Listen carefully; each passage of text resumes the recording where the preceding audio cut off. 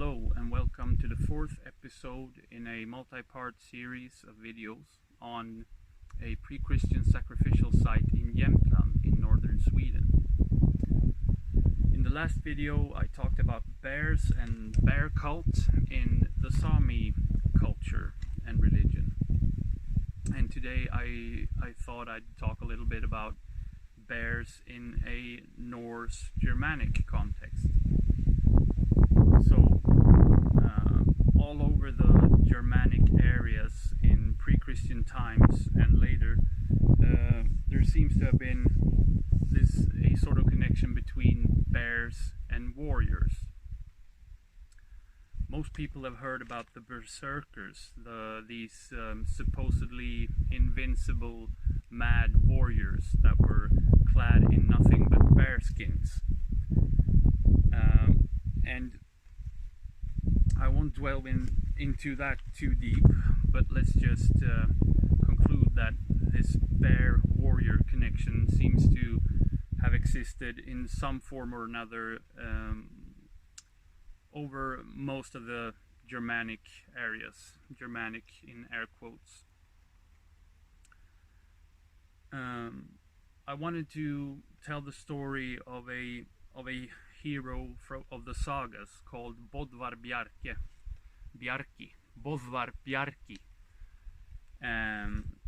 whose name means little bear, or that last part at least means little bear. And a story about him from Rolf's saga Kraka, which was written down in the 1300s or 1400s, but is believed to be older. And in this story, this hero Bolverkr appears, and he is a warrior, a berserker. But there's also an interesting story about his lineage and his sort of background story. And the story is that his parents were called Björn and Bera. So those two names means bear and she-bear or bearess or something like that. And his father Björn caught the eye of a queen, the wife of King Ringr, and this queen was called Vit, and she is said, by the way, to be the daughter of a Sami person.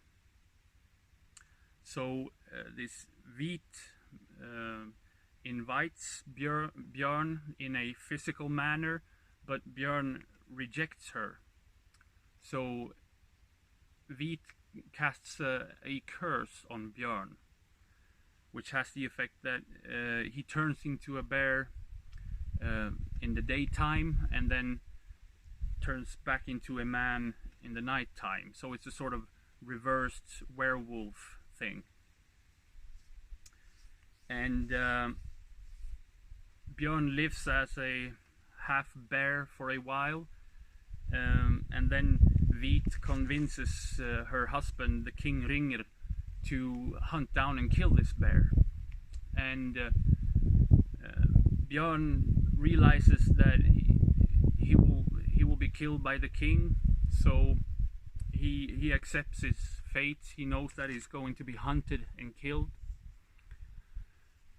But before he goes out to let himself be killed, he hides a ring on him, and he tells his wife Bera that when they have killed me and when they slaughter me and skin me, point to this ring so that you have proof of me being actually Björn, the human being. So the king and his men hunts down the bear and kills him, and then they put on a big party, the bear killing party, and they invite a bunch of people, and they invite Bera as well. and Bera is more or less forced to eat the meat of her husband, and this causes her to become pregnant with 3 children, and one of these children is this Bolverkr. His 2 other brothers are sort of deformed, weird animal mixes, so they are all more or less monstrous, these 3 children. And if you watched the last video, part 3, you will recognize a bunch of these motifs from the Sami bear rituals. We have this tension between female and the bear. Bera has to eat the bear meat, and she doesn't take any magical measures to protect herself from this magical power of the bear, so she gives birth to strange and deformed children. And there's also the ring. That is a motif that appears in the Sami bear ceremonialism, the brass ring through which the Sami women have to look at their men as they return from the bear hunt. So in this story we see kind of a mix between, on one hand, this Bolverkr, he's a berserker, he's a warrior, so there's that bear warrior connection, but there's also this clear influence from Sami mythological motifs. And so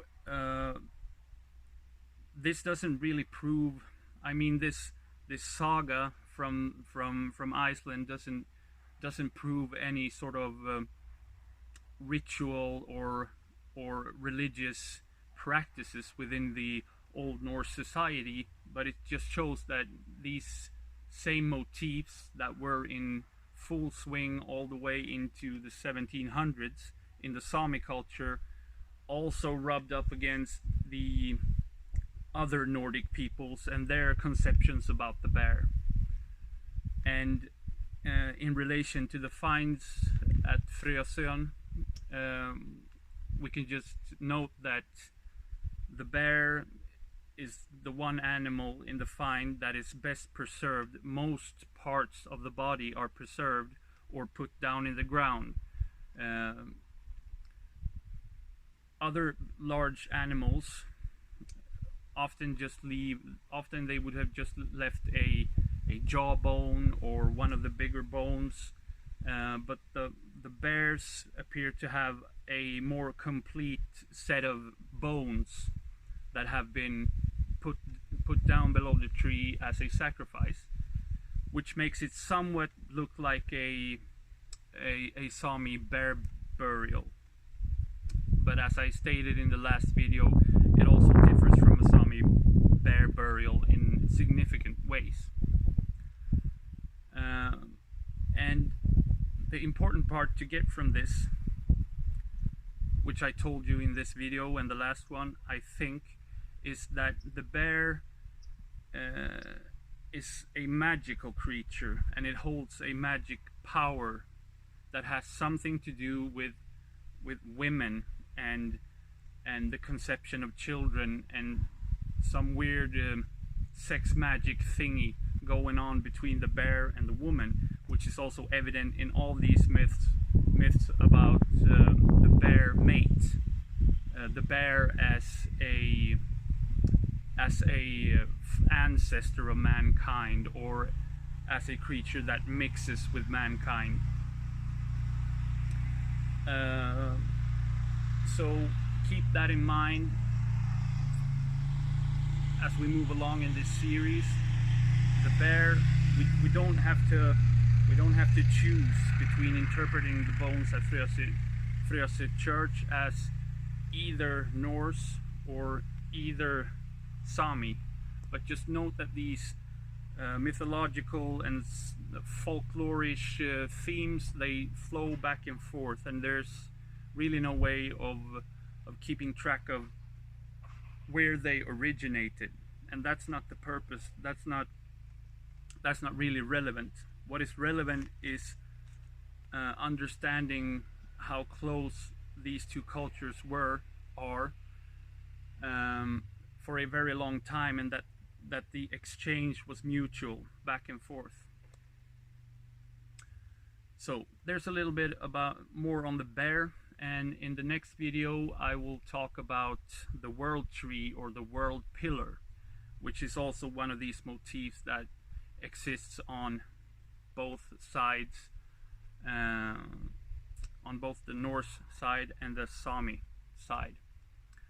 And as we progress in the series, I hope that it becomes clear that this division between the two is not always relevant. Yeah, but I think I'll stop there for today, and thanks to everyone that has viewed my videos, all of you who have subscribed and commented and asked me questions. Keep it up, and I will keep this up as well. Thank you.